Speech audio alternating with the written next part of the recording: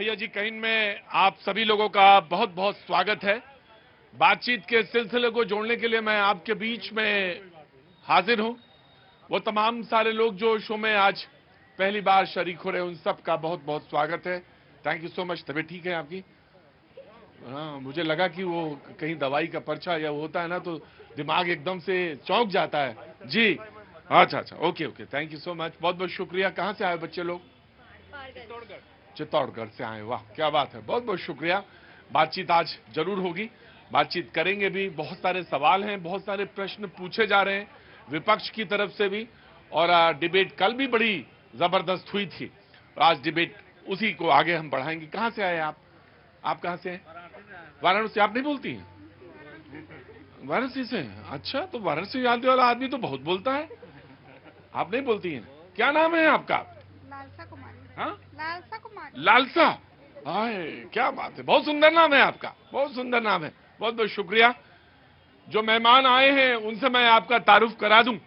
मैं सोचता हूं आज थोड़ा सा पहले ही ब्रेक ले लेता हूं, क्योंकि फिर डिबेट चले। क्या आप लोगों की क्या मर्जी है, बताइए। पहले मैं ब्रेक ले लूं आज? आपकी भैया जी हैं? आपकी। कौन सा जिला? पटना। मैं समझ गया था ये बिहार के ही आदमी हैं। कहां से? बक्सर से? पटना से? पटना से आए हैं, बहुत अच्छी बात है। अंदर आ जाओ, आ जाओ, अंदर अंदर आ जाओ। हाँ, नहीं नहीं, होते हैं, बहुत सारे होते हैं। आ जाओ, आ जाओ, ऊपर ऊपर से आ जाओ, आ जाओ बेटा, आ जाओ। क्या नाम है? क्या? प्रमोद कुमार गुप्ता। हाँ, तो क्या हो? क्या अंधा क्या कह रहे थे? दिल से अंधभक्त है आपका। आपका डिबेट इतना बढ़िया होता है। अच्छा, काम क्या करते हैं? हमारा काम सर कॉन्फेक्शनरी का है, टॉफी का सप्लाई रूम है। तुम भी गुरु टॉफी बांटते हो सबको? है नहीं सर, नहीं सर। आपका जो बात करने का शैली है, किसी को पकड़ने का जो शैली है, वो आप किसी पत्रकार में नहीं है। नहीं, लेकिन हम मेरे हिसाब से नहीं सर। नहीं, तुम्हारे देखो, जो आप जो बोलते हैं परफेक्ट, बिना डर भय के निष्पक्ष होकर।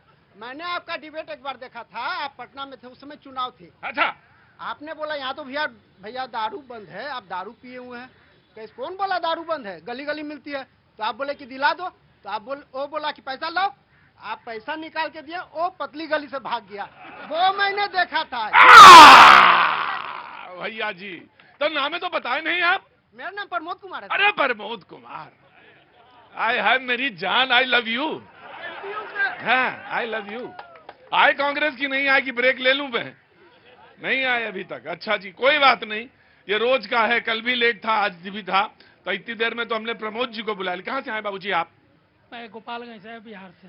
वाह, थावे के पास से हैं। जय हो माँ। मंदिर के पास से सर। बिल्कुल बिल्कुल, बिहार के लोग जो हैं। अरे तो जब तुम आए हो और जब तुम यहाँ तक आ गए, तो बिराजो, आगे बैठो। और तुम जब तुम एक होता भक्त है, आपकी आज्ञा होगी तब ना सर। ये देखिए, हाँ, ऐसे कैसे बैठ जाएं? नहीं नहीं, बैठ तुम सकते हो। जब तुम अंधरा भक्त हो तो तुम बैठे सकते हो। अंधा भक्त आपका भी है, अंधा भक्त मोदी जी का भी। अरे गजब भाई, अरे आज की डिबेटें खत्म कर दोगे तुम, लग रहा है। अब क्या डिबेट करेंगे हम? खत्म हो गया डिबेट। जाओ सब लोग अपने अपने घर जाओ, वैसे ही हम ब्रेक लेने वाले थे।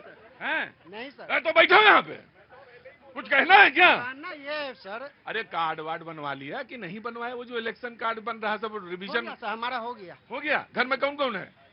मैं हूँ, मेरी पत्नी है, बच्चा दो छोटे हैं। दो बच्चा छोटा है, पढ़ाई कर रहे हैं बच्चा? जी हाँ सर। बहुत अच्छा। एक 7 एक 5 में। एक 7 में है और एक 5 में है जी।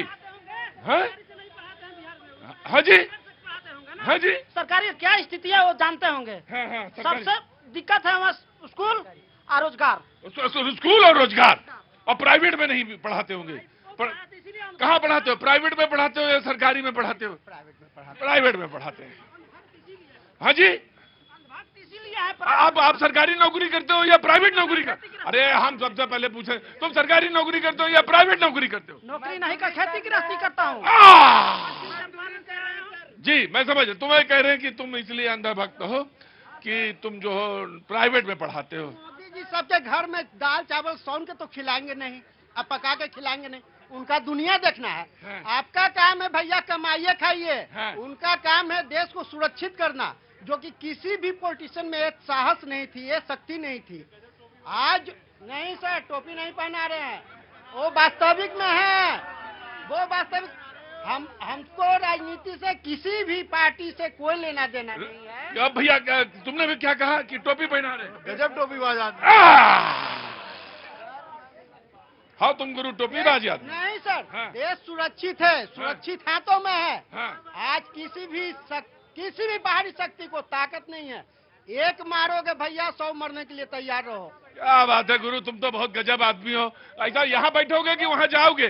आपका इच्छा सर। अरे वो आ गए, वरना तो ब्रेक था। मैंने आज अभी तुरंत मेरा मूड ये बन गया था कि मैं ब्रेक लूं और प्रोग्राम थोड़ा सा देर बाद शुरू करूं। लेकिन अगर कल ऐसा हुआ तो कल पहले ये मान लेना कि सबसे आते ही पहले ब्रेक होगा, उसके बाद फिर प्रोग्राम शुरू होगा। बैठो प्रमोद जी, यहाँ बनो, यहाँ बैठो, वहां बनो, वहां बैठो, वहां जाना वहां जाओ, जहां बनने लगे आपकी इच्छा, आप जहाँ वहीं बैठ जाओ। आज प्रमोद जी, आज वो टॉफी वहीं निकाल के सबको दो। बहुत बहुत शुक्रिया, थैंक यू सो मच। जो मेहमान हमारे साथ मौजूद हैं, अनुज अत्रे जी कांग्रेस का पक्ष रखने के लिए मौजूद हैं, बहुत बहुत शुक्रिया भैया, thank you so much. Yasir Jilani साहब बीजेपी का पक्ष रखने के लिए मौजूद हैं, बहुत बहुत शुक्रिया यासिर साहब। पुष्पेंद्र जी आम आदमी पार्टी का पक्ष रखने के लिए मौजूद हैं, बहुत बहुत शुक्रिया। मोहम्मद फैज खान साहब राजनीतिक विश्लेषक, बहुत बहुत शुक्रिया। राहुल लाल जी पत्रकार, बहुत बहुत शुक्रिया। शैलेंद्र दुबे जी नहीं आए अभी तक, बहुत बहुत शुक्रिया। ब्रजेश जी बहुत बहुत शुक्रिया, थैंक यू सो मच, पत्रकार हैं। और ऑटो वाले Upadhyay ji, thank you so much. बातचीत के सिलसिले को शुरू करता हूं मैं। यार बेटा 2 मिनट। झाड़ू फूल एक साथ कैसे हो गए? हाँ जी, झाड़ू और फूल एक साथ कैसे हो गए? क्या नाम है बेटा? पुनीत यादव आगरा से। पुनीत यादव आगरा। बेटा ये वो तालाब है जहां सारे लोग एक ही जगह पानी पीते हैं, तो इसमें तुम ये ना सोचो कि यहाँ कैसे हो गए वहां, ये कोई दुश्मन थोड़ी ना है। ये सारे लोग मिल, देखो बातचीत का सिलसिला ये होता है कि हम अपनी बात कहेंगे। जैसे राहुल जी क्या कह रहे हैं, राहुल जी कह रहे हैं कि मोदी जी ने ये चुनाव चोरी कर लिया। कैसे कर लिया? बोले इलेक्शन कमीशन से चोरी कर लिया। बोले फिर, बोले खुद प्रधानमंत्री बन गए। बोले सिर्फ 25 सीटें ज्यादा लाके उनके हिसाब से, कि बोले कि अगर मेरा जो कैलकुलेशन है उसके हिसाब से 25 सीट की मार्जिन से वो प्रधानमंत्री बन गए। इलेक्ट्रॉनिक डाटा मिल जाए तो साबित कर देंगे कि वो चोरी करके प्रधानमंत्री बने हैं। जी मैं आ जाऊंगा, 77 का भी बात कर लेंगे, 71 का मैं आराम से। हाँ मैं अंगूर की भी बात कर लूंगा भाई साहब। हाँ जब नहीं मिलता तो अंगूर खट्टे होते हैं, मुझे मालूम। मैं अब जनता के बीच में मुझे मालूम है।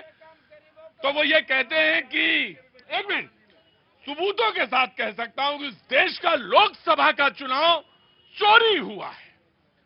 चुनाव आयोग को भारत की 10 साल की वोटर लिस्ट हमें दे देनी चाहिए।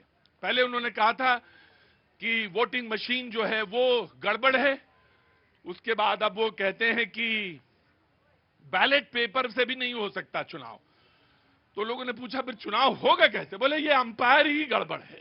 बोले कौन सा अंपायर? बोले ये चुनाव आयोग जो अंपायर है ये भी गड़बड़ है। जानना तो मुझे ये भी है कि आखिर चुनाव होगा, या तो होगा तो कैसे होगा, क्योंकि विश्वास जब आपका है ही नहीं किसी संवैधानिक संस्था पे तो सवाल तो उठता है। और अब जो बात कही है उन्होंने कि 25 सीटों के मार्जिन से वो प्रधानमंत्री बने हैं और वो चोरी से प्रधानमंत्री बने हैं, ये ना सिर्फ भारतीय लोकतंत्र के सर्वोच्च शिखर के ऊपर चुनौती है, बल्कि ये मैं तो इसको ऐसे कहता हूं कि ये एक बहुत बड़ी चोट है। हम और आप, प्रमोद, तमाम सारे लोग वोट डालते हैं, हमको जानने का हक है। अगर वो राहुल गांधी बात सही कह रहे हैं, अगर, तब तो ये बहुत बड़ी घटना है सर, बहुत बड़ी घटना है, यकीनन बहुत बड़ी घटना है। लेकिन अगर ये झूठ है और झूठ साबित हो रहा है तो फिर ये लोकतंत्र पे बहुत बड़ा हमला भी है। भारत में सबसे बड़ा लोकतंत्र, उस पर यह हमला भी है। और ये बात कैसे तय हो कि सच कौन बोल रहा है, झूठ कौन बोल रहा है? लोग कहते हैं कि इलेक्शन कमीशन को मानने की क्या जरूरत है, हलफनामा राहुल गांधी से, क्योंकि राहुल गांधी कह रहे हैं तो ये बात मान ली जानी चाहिए। हलफनामे की जरूरत नहीं है क्योंकि उन्होंने एक संवैधानिक, क्योंकि वो लीडर ऑफ अपोजिशन है तो उन्होंने संवैधानिक पद की एक शपथ तो ली हुई है। हाँ जी सर, संसद में क्यों नहीं बोलते वो इसी बात को? संसद में क्यों नहीं बोलते? ठीक है, यह भी एक बात है, सवाल है सुप्रीम कोर्ट क्यों नहीं जाते। मैं जानता हूं भाई आपकी भी बात सही है, सुप्रीम कोर्ट नहीं बोले जाना चाहिए, तो लोगों ने कहा कि सुप्रीम कोर्ट ही क्यों नहीं एक कमेटी बना देती है और वो फैसला कर दे। लोगों ने कहा कि पेगासस पे जो बोला था वो, राफेल पे बोला था वो, तो वो तमाम सारी चीजें तो गलत निकली, तो ये कैसे माना जाए कि सही है। ये सवाल है, तमाम सारे सवाल हैं। हाँ जी, जनता से जनती बोलते हैं, जनता से जनती बोलते हैं। जनती, हाँ, ये क्या है? जनता को जनती बोलते हैं। जनती, हाँ, राहुल गांधी हाँ। जनता को क्या बोलते हैं? जनती बोलते हैं। ये क्या चीज होती है? इनसे पूछो क्या होती है। मैं नहीं जानता। अगर जनता है कि क्या नाम है आपका? संजय सर सक्सेना, सर सक्सेना जी कहां से हैं? मथुरा से। मथुरा से। मथुरा का आदमी कुछ भी बोल सकता है। अब सवाल यह है कि इतने सवालों के बीच में कोई ये कहे कि लोकसभा का चुनाव चोरी हो गया। और एक मजेदार बात बताएं आपको, जिस कर्नाटक चुनाव का ये प्रमाण दिया गया और जिस वोटर लिस्ट के आधार पर दिया गया, उसी पे जाति जनगणना हुई कर्नाटक पे, उसी पे जाति जनगणना हुई, वही आधार था, उसी आधार पर हो रही थी। उस पे कोई बात नहीं है, क्योंकि वो तो बात और है। सारा तिकड़म गुरु क्या है मैं जानता हूं, जानते आप मुझसे ज्यादा हैं, मुंह ना खुलो तो ज्यादा अच्छा है। सारा तिकड़म है सत्ता और सत्ता के ऊपर बैठने का। बातचीत का सिलसिला शुरू करते हैं। मैंने बात कही और उस पर मैं दृढ़ हूं कि अगर यह मसला है तो इस देश में इससे बड़ी कोई बात हो ही नहीं सकती।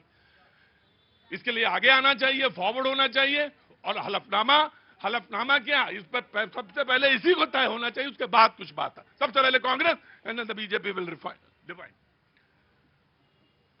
देखिए प्रतीक जी, आज देश बहुत ही गंभीर चर्चा पे, और मैं आभार व्यक्त करूंगा खासतौर से आपके चैनल समेत तमाम चैनल्स का कि आज मजबूर हो गए कि जो राहुल गांधी जी ने कल एक मुद्दा उठाया कि लोकतंत्र पे जो एक आघात हो रहा है। इस देश में हमारा विश्व का सबसे बड़ा लोकतंत्र है, और लोकतंत्र चलता है जमहूरियत से, जनता के वोट से।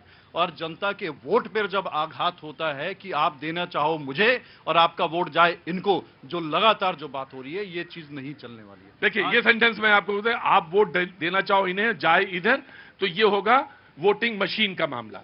ये हुआ वोटिंग मशीन का।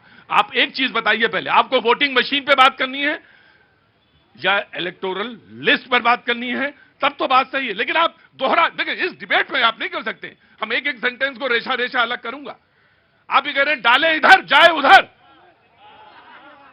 पहले तो ये बात करो ना कि हम सिर्फ बात इस पर कर रहे हैं कि वोटिंग लिस्ट पर, हम वोटिंग लिस्ट पर बात कर रहे हैं, क्यों इस पर गड़बड़ है। जी प्रतीक जी, पिछले 15 मिनट से आप नॉन स्टॉप अपने, मेरा प्रोग्राम है, हम ही बोलेंगे और कौन बोलेगा, और जनता सुनने आती है मुझे, और इसमें मुझे कोई शक नहीं। कहां गया प्रमोद, अंधा भक्त, बैठो।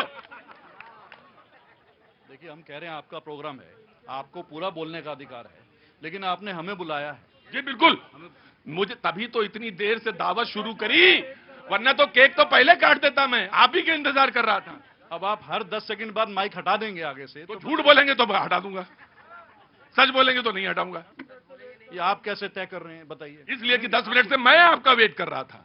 प्रतीक बोलिए अत्री साहब, बोलिए, आप बहुत अच्छे आदमी हैं। बहुत धन्यवाद। मुझे आप सिर्फ 2 मिनट बोलने दीजिए, उसके बाद आप मेरी बातों को 2.5 मिनट, मैं कुछ नहीं बोलूंगा। धन्यवाद। देखिए राहुल जी ने कल एक बहुत बड़ा मुद्दा उठाया, एक बहुत ही गंभीर मुद्दा उठाया। हमें उसकी केवल आलोचना करने के लिए, क्योंकि आलोचना करनी है, भारतीय जनता पार्टी का काम है कि जो राहुल गांधी जी या कांग्रेस जो इस देश में मुद्दा उठाते हैं उसकी आलोचना करनी है, और उसको मुद्दे को माखौल बना करके जो है मजाक में ट्रोल करना है, वो नहीं होना चाहिए। ये बहुत ही गंभीर विषय है। आज आप जहां बैठे हैं, कल को आप भी सामने आकर के बैठना पड़ेगा, ये समस्या से आपको भी जूझना पड़ेगा। कल को कोई और सरकार में आकर के बैठेगा, कल को कोई और मिसयूज करेगा, तब ये भी उस बात को रोएंगे। तो हम चाहते हैं कि इस चीज का जो है, ये जनता के वोट की जो एक चोट है, ये जो जनता का वोट है, बिल्कुल ठीक पहुंचना चाहिए। आपने कहा मशीनों का इशू है, मैं बिल्कुल बोल रहा हूं, लेकिन आपने मेरी बात पूरी होने नहीं दी। आज सवाल जो उन्होंने कल एक उदाहरण दिया है, बेंगलोर सेंट्रल लोकसभा की एक महादेवपुरा विधानसभा का उन्होंने एक सैंपल सर्वे करवाया कांग्रेस पार्टी ने, जो काम चुनाव आयोग का करना चाहिए था। जब लगातार विपक्ष और कांग्रेस समेत सब लोग अगर सारे नेता इस बात को कुछ उठा रहे हैं कि हर चुनाव के पिछले लगभग साल, 1.5 साल, 2 साल से जितने चुनाव हुए हैं उनके नतीजों के बाद महाराष्ट्र चुनाव में सबसे पहले बात उठाई थी कि महाराष्ट्र चुनाव में आज आपके सामने ये जनता भी यहां खड़ी है और आपके करोड़ों दर्शक देख रहे होंगे। आप मुझे बता दीजिए कहां से उचित ठहरा सकता है? पूरे 5 साल में जो है 32 लाख वोटर इतने बड़े प्रदेश में बढ़े और पिछले 6 महीने के अंदर 39 लाख वोटर बढ़ जाएंगे अचानक। तो क्या इस पे सवाल नहीं पूछा जाएगा? ये बताइए। और अगर उन 39 लाख वोटरों का अगर सरकार से, चुनाव आयोग से डेटा कांग्रेस पार्टी ने पिछले साल चुनाव होते ही मांग लिया था, जुलाई में पिछले साल चुनाव हुआ था, अब ये जुलाई आ गई है, अभी तक नहीं मिला है। ये जो बात अभी कल उठाई है, ये कल नहीं उठाई है, हम लगातार कह रहे हैं कि महाराष्ट्र चुनाव के बाद से कह रहे हैं। आप हमें रीडेबल फॉर्मेट में जो है आप डिजिटल वोटर लिस्ट दे दीजिए। क्या कारण हुआ जो एक व्यवस्था चली आ रही थी जब से सीसीटीवी कैमरे इन्वेंट हुए हैं, जब से सरकार सुविधा बढ़ाती है, कोई भी एजेंसी हो, चाहे कोई भी आयोग हो, चाहे चुनाव आयोग हो या कोई भी हो, उनका धर्म है, उनका फर्ज है कि जनता के हितों की रक्षा करना, जनता को सहूलियत, पूरी बात होने दीजिए। सर, मैं टेकन योर पॉइंट। सर, सवाल यह है, इन्होंने कहा कि रीडेबल फॉर्मेट होना चाहिए। ऑफ कोर्स कांग्रेस कह रही है रीडेबल फॉर्मेट होना चाहिए जिसमें वो डिजिटल चीजों पे मांग रहे हैं, वो वोटर लिस्ट। उन्होंने कहा 45 दिन रहती है, पहले 3 महीने तक था, उन्होंने कहा कि अब 45 दिन तक है। सवाल यह है कि जब यह मामला उठा, बोले मुझे 6 महीने लगे इस पर ढूंढने में, 1 नवंबर को, फिर 1 जनवरी 2025, 1 नवंबर 2024, क्या डीएम के पास कोई चीज भेजी गई? नहीं भेजी गई। इस सवाल का जवाब आपने नहीं दिया कि उसी इलेक्टोरल लिस्ट को आपने आधार बनाया जातिगत जनगणना का, उसी को आधार बनाया ना सर आपने। देखिए आप इलेक्टोरल लिस्ट में थोड़ा सा 1-2 उदाहरण देता हूं। कल की जो बात की आप मुझे बता दीजिएगा कि नहीं, ये मुझे सिर्फ ये बता दीजिए कि उसी जातिगत जनगणना का आधार आपने उस इलेक्टोरल लिस्ट को बनाया या नहीं।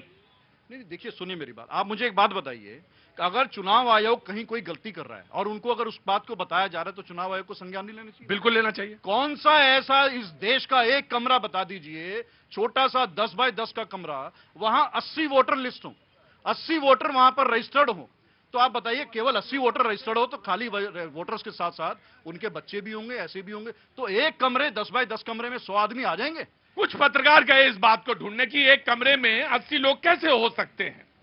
कर्नाटक का उदाहरण दिया, उन्होंने कहा कि वहां पे बहुत सारे लोग प्रवासी होते हैं, बहुत सारे लोग एक कमरे में आते हैं और रुकते हैं, एक जगह रुकते हैं और अपना वोट या वोटर आई कार्ड बनवाते हैं और उसके बाद वोट डालते हैं, और ऐसे बहुत सारे लोग हैं।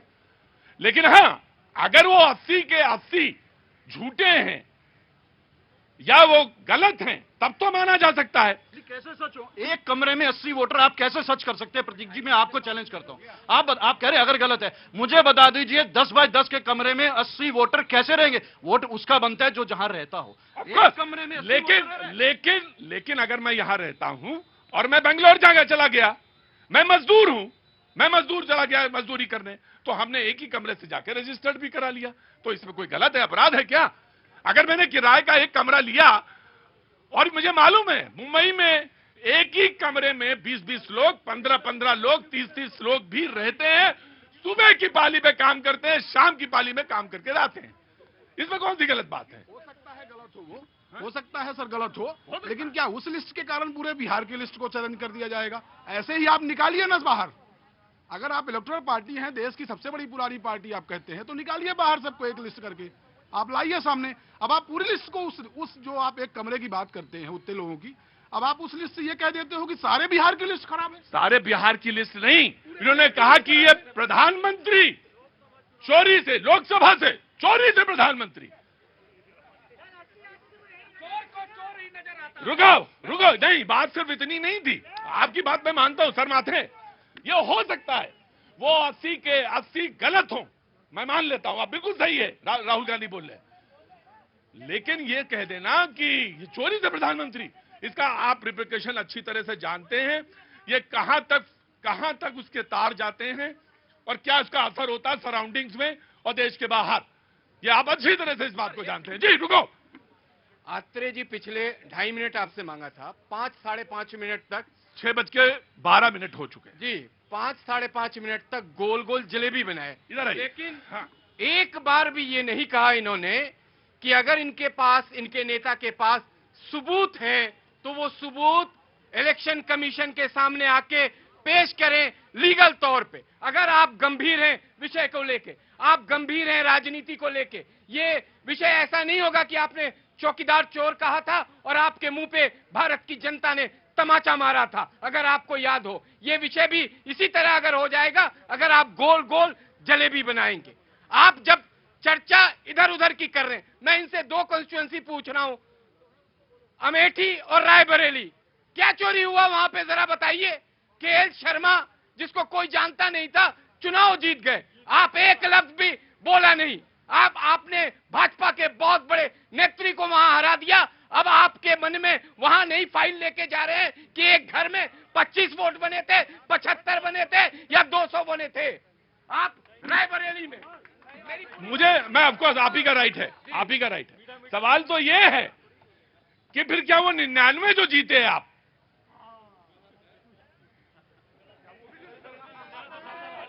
वो कैसे जीते? सवाल तो ये भी उठ रहा है कि 99 में वो जीते तो कैसे जीते। और मैं तो आम आदमी पार्टी को कह रहा हूं, यहां भैया पीठ ठोको इनकी सारे लोग, ये गुजरात में कैसे जीत गए?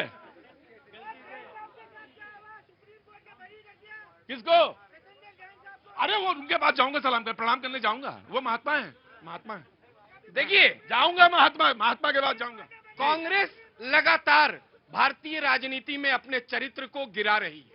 राहुल गांधी को समझ में नहीं आ रहा है कि उनके सलाहकार उन्हें किस तरह की सलाह देते हैं कि वो इस तरह के मुद्दे को बार बार लाके अपनी, उन्होंने कहा कि मैंने मुद्दा रख दिया, मैंने मुद्दा रख दिया, मीडिया के सामने रख दिया। बताइए, आप तो वरिष्ठ पत्रकार हैं, रिसर्च के साथ पत्रकारिता करते हैं, तर्क की बातें करते हैं, इलेक्शन कमीशन स्वतंत्र है कि नहीं है, यह आप बताइए। मैं कांग्रेस से तो नहीं पूछूंगा, वो नहीं बताएंगे। जब उनके यहाँ चुनाव हिमाचल में होता है, उनके यहाँ चुनाव कर्नाटका में होता है, पंजाब में उनके समर्थन में होता है और वहां सरकार बनती है, तो ईवीएम बुरी नहीं होती है। लेकिन जहां ये चुनाव हार जाते हैं, वहां ईवीएम बुरी होती है, वहां वोटर लिस्ट में घोटाला होता है। और कैसे, अगर वोटर लिस्ट में महाराष्ट्र की बात कर रहे थे अनुज जी, 53 सीटें विपक्ष ने जीती हैं अच्छे मार्जिन से, कैसे जीत गए आप वहां पे? नहीं, वो ये कह रहे हैं कि इधर से वोट डालो, उधर चला जाता है। मैं ये कहना चाहता हूं कि पहले ऐसे ही कांग्रेस ने कहा था वीवीपैट जो है पूरा 100% काउंटिंग होना चाहिए, अभी ये वाली बात कर रहे हैं। तो ऐसा एनालिसिस कांग्रेस जो है हिमाचल प्रदेश के लिए या कर्नाटक के लिए क्यों नहीं कराती, या वो जो आपने बोला अभी 99 सीट्स जो इन्होंने जीती है उन क्षेत्रों में नहीं कराती, वो करवा के देख ले क्या हो गया। राइट, मैं वेरी क्विक, मैं बहुत जल्दी, मैं इसलिए कि आज कांग्रेस जिस तरीके से भारत की राजनीति का माहौल बना रही है, आप सबूत हैं, आप केस करिए ना, आप आइए, कह रहा है इलेक्शन कमीशन कि आप कंप्लेन करिए। भैया उसमें अगर उस हलफनामे में सिग्नेचर, उस हलफनामे में अगर सिग्नेचर हैं और झूठ साबित हुआ तो क्या सदस्यता जाएगी? सबसे पहले सदस्यता जाएगी।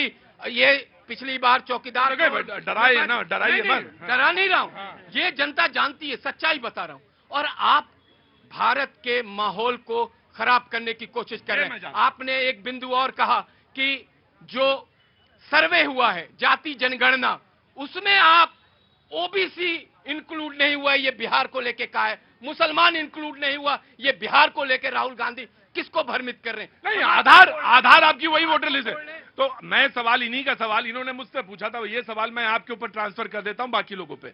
आपको इलेक्शन कमीशन पे विश्वास है?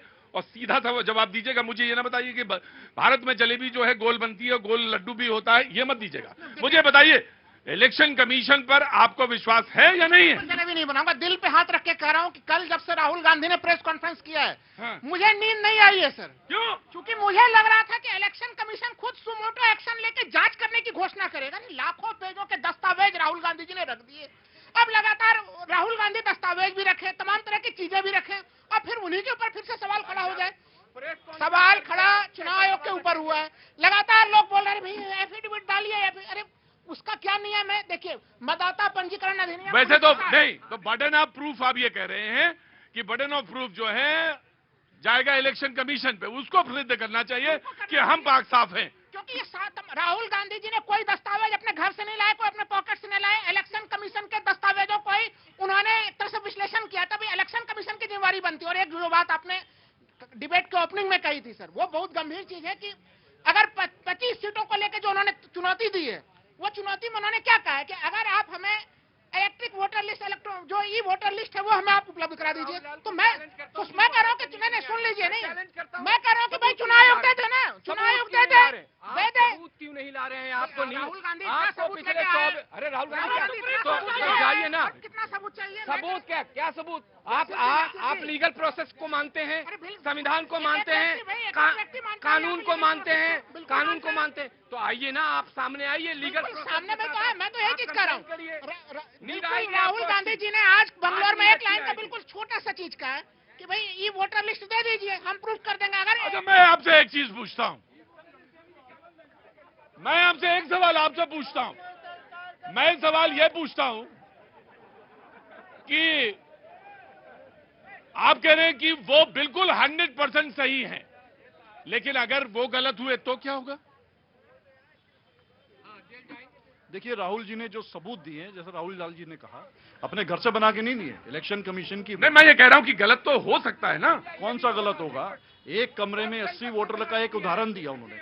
ऐसे 10,000 मैं आपको मुंबई के ऐसे कम से कम दर्जन भर उदाहरण दे सकता हूं। आप मुझे चौल के मैं एक चौल में 200, 150, 200 वोट होते हैं एक चौल में। कमरे तो इतने नहीं होते हैं चौल में। मैं एक कमरे की बात कर रहा हूं। मैं तो कह रहा हूं कमरे नहीं होते हैं चौल में, लेकिन एक चौल के अंदर इतने वोटर होते हैं। हो जाएंगे, बिल्कुल हो जाएंगे। देखिए, चौल की अलग बात है, लेकिन आप एक कमरे में 80 वोटर, और जब आप जैसे पत्रकार कल वहां पे जाके सर्वे करके आए, उसका फैक्ट चेक करके आए, तो वहां पर सिर्फ 2 आदमी मिले और उन्होंने कहा कोई नहीं रहता। इस कमरे का मकान मालिक जो है रेड्डी भारतीय जनता पार्टी का कार्यकर्ता है। यहाँ पे हम 2 लोगों के अलावा कोई नहीं रहता। ठीक, टेक योर पॉइंट, वो आप बीजेपी के कार्यकर्ता मिला, ठीक। प्रतीक जी, इलेक्शन कमीशन का जो पूरा स्ट्रक्चर है, सेंट्रल के साथ साथ राज्यों में भी जो उनके अपने कार्यालय होते हैं, उन्हें कार्यालय होता है, और जो बाकायदा राज्य आयुक्त भी होते हैं। कर्नाटक में सरकार किसकी है? 1 मिनट रुको भैया, कर्नाटक में सरकार किसकी है? 2023 में सरकार किसकी है? कर्नाटक में कांग्रेस की। जो है, किस पे उंगली उठा रहे हो भाई? थूक ऊपर रहो, गिरेगा तुम्हारे ऊपर। किस तरह के लोग हो तुम? जो है, अगर मान लीजिए व्यवस्था वहां फैली है तो इसके लिए कांग्रेस सरकार जिम्मेदार है। नहीं, वो ये कह रहे हैं कि मैं इसी में आऊंगा। नहीं, तो ये मुझे बताओ, मैं वो छोड़ो, वो तो एक आम आदमी की जो तर्क बुद्धि है उससे चलो। मुझे बताओ कि कर्नाटक में सरकार बनी कैसे आपकी? ये सवाल कल से पूछे जा रहे कि 99 लोकसभा सीटें कैसे आ गई कांग्रेस की। मैं तो कह रहा हूं कि चुनाव आयोग को लग रहा है कि कहीं कांग्रेस गड़बड़ी से जीत गई है, तो आप उसको कैंसिल कर दीजिए। मैं तो नहीं, इलेक्शन कमीशन को नहीं लग रहा है। नहीं, इलेक्शन कमीशन को नहीं लग रहा है। मैं आपसे ये पूछ रहा हूं कि कर्नाटक में सरकार आपकी कैसे बनी? बस मैं कुछ सेकंड में जवाब दे रहा हूँ।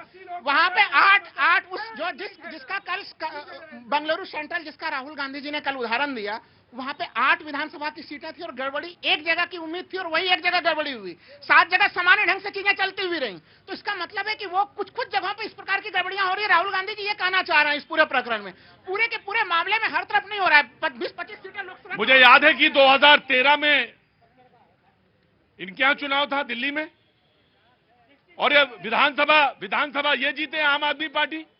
लोकसभा, रुको भाई, लोकसभा जीत गए बीजेपी साथ के साथ।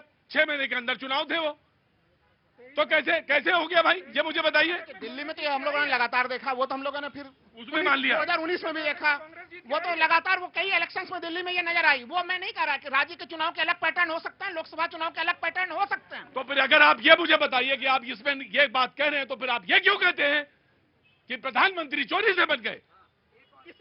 ये फिर आप क्यों कहते हैं?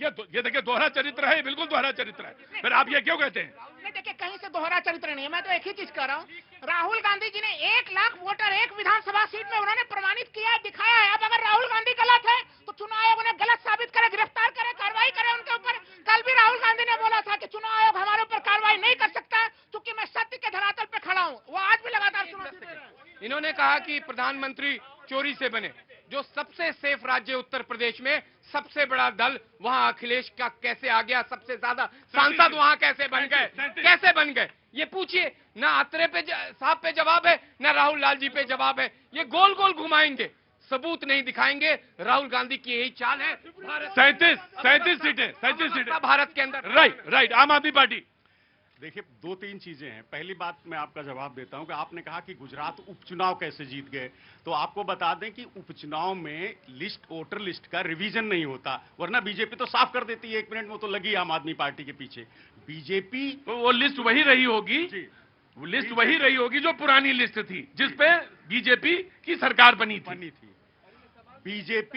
बीजेपी सिर्फ वोट चोर नहीं है, बीजेपी विधायक चोर है, बीजेपी सरकार चोर है, पूरी सरकार चुरा लेती है, विधायक चुरा लेती है, आपको तो पता ही है बात। और राहुल गांधी की बात कर रहे हैं, जाके पांव न फटी बिवाई ऊ का जाने पीर पर आई, यही राहुल गांधी है।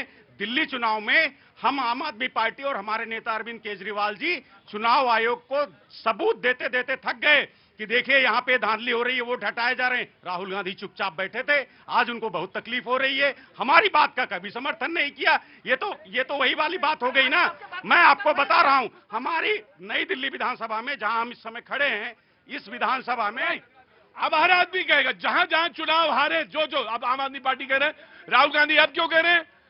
जब नई दिल्ली के केजरीवाल जी हार गए, तब राहुल गांधी जी को, राहुल गांधी जी ने कहा 6 महीने लगे मुझे ढूंढने में, पता करने में लगे, हालांकि लोग तो जी मैं सर ये कह रहा हूं, अरविंद केजरीवाल जी की इसी नई दिल्ली विधानसभा में 50,000 वोट डिलीट कर दिए गए, तब किसी ने कोई नहीं किया। हमने शिकायत की, अरविंद केजरीवाल जी ने खुद जाके शिकायत की, हमारी उस समय की सीएम आतिशी जी ने जाके चुनाव आयोग में शिकायत की, लेकिन कोई कार्य राइट, मैं समझ लिया आपका बात समझ जी। बिस्मिल्लाहिर्रहमानिर्रहीम। भारत माता की।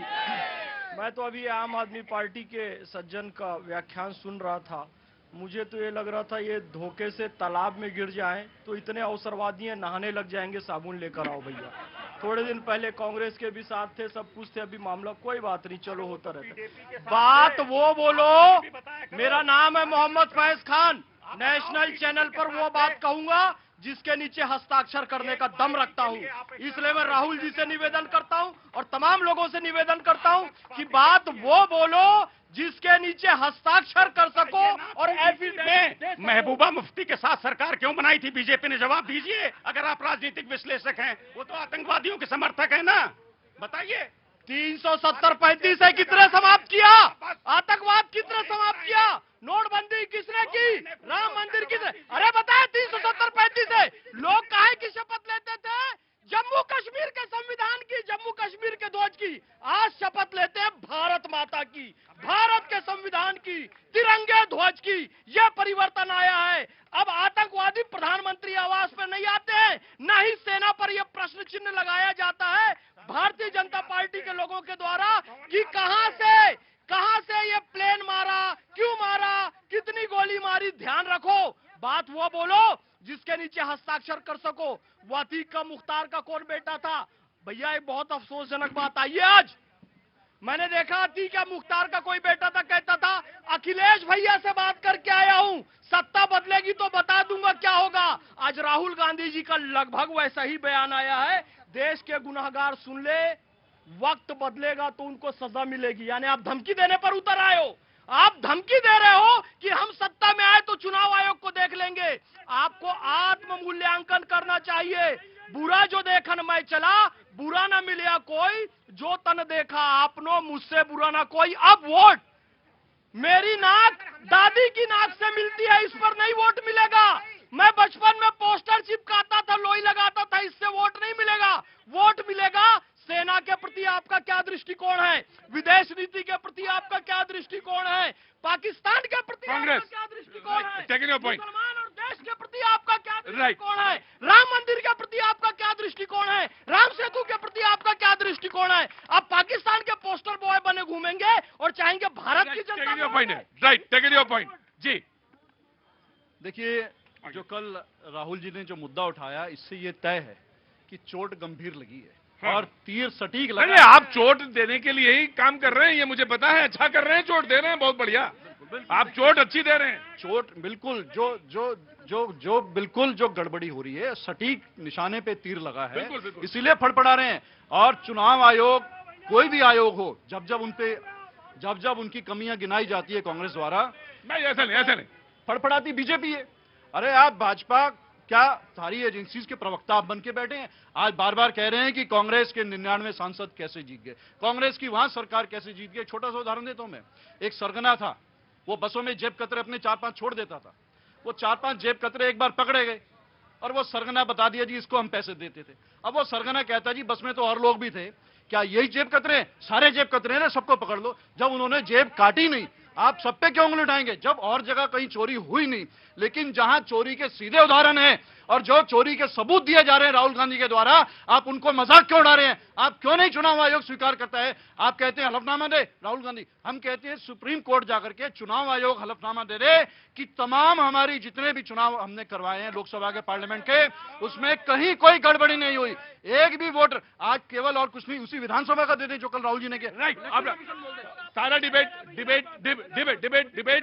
मैं बिल्कुल मैं ले लेता हूं, आराम से वन बाय वन। हाँ जी प्रतीक जी, ये व्यवस्था आजादी की बात से ऐसी चल रही, जो शिकायत करता है वो जो है एफिडेविट न दे, वो जो आरोप लगा रहा है उसको लेके वो कोई सत्यापन न करे, जो पूरी संस्था है वो सुप्रीम कोर्ट में जाए कि हाँ जी मैंने काम ठीक किया। जो ये इनका कहना नहीं, मैं ये सवाल बहुत लाजमी है कि 37 सीट समाजवादी की आती है उत्तर प्रदेश में, कोई प्रश्न आपके साथ नहीं है।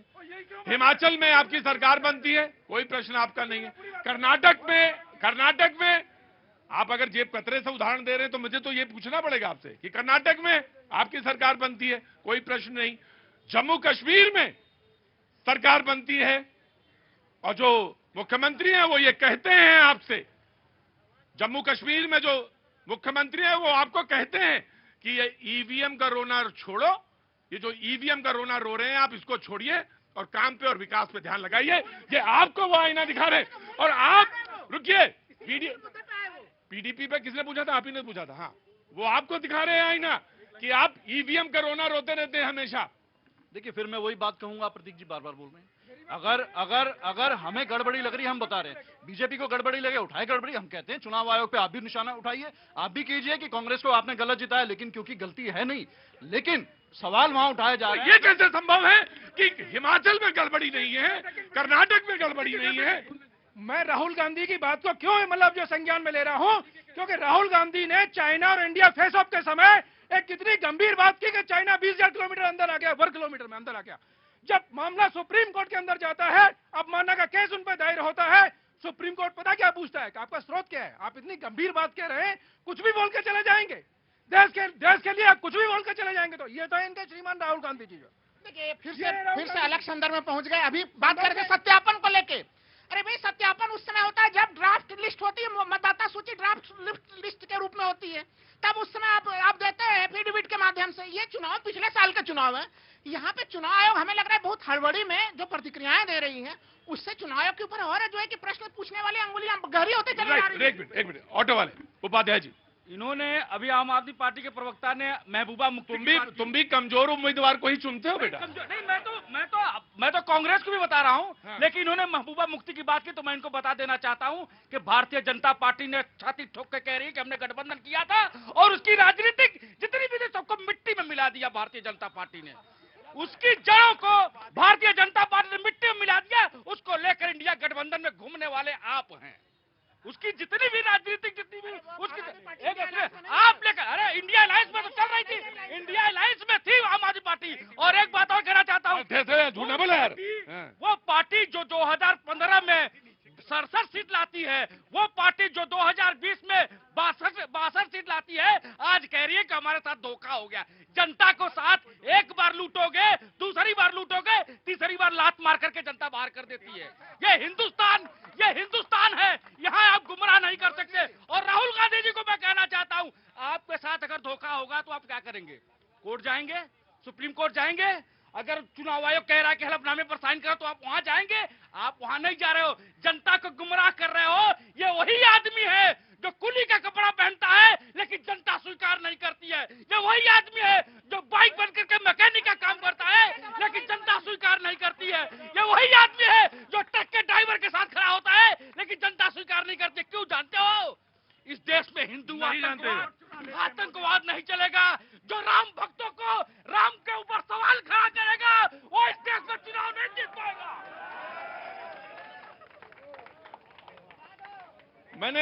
मैंने सोचा था कि वहां से सवाल शुरू होगा तो बात विश्वसनीयता पे आएगी और बात सवाल सच में बात है विश्वसनीयता की ही कि आखिर क्रेडिबल है क्या जो सवाल पूछ रहा है।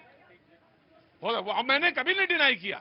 मैंने कहा कि अगर ठीक है आपको हलफनामा साइन करने में क्या दिक्कत है, ये सवाल पूछा, मीडिया ने पूछा कि हलफनामा साइन करने में आप सिग्नेचर करेंगे तो क्या, इसके 50 अगर मैं कह रहा हूं कि मैं सच बोल रहा हूं और मैं जिम्मेदार हूं, जो मैं यहां बोल रहा हूं उसका मैं जिम्मेदार हूं, अगर मैं झूठ निकला तो सजा के लिए मैं तैयार रहूंगा। मैं ये जानना चाहता हूं कि आखिर क्या है, सिग्नेचर करने में क्या दिक्कत है। आप उसी इलेक्टोरल लिस्ट को जातीय जनगणना का आधार बनाते हो, लेकिन उस पर सवाल नहीं पूछ सकते। आप उस पर सवाल करते जी बाबू जी, वो लिख के क्यों नहीं दे रहा है इस चीज को? कहां से आना हुआ? जहानाबाद बिहार। क्या नाम हो गया गुरु जी? रामाशीष कुमार जी। तो वोट डालने जाएंगे?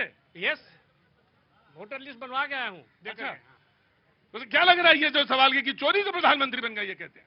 ये कुछ लिख के दे ही नहीं सकते हैं, मौखिक खाली बोलेंगे कि गलत है, चोर है, बेईमान है। इसका मकसद क्या है, मैं जानना चाहता हूं आपसे। इस करने का मकसद क्या है? निगेटिव हवा बनाना है, निगेटिव हवा बनाना देश का विरोध में। सर मैं एक छोटी सी बात, निगेटिव हवा बनाना। मेरा नाम सुधीर है।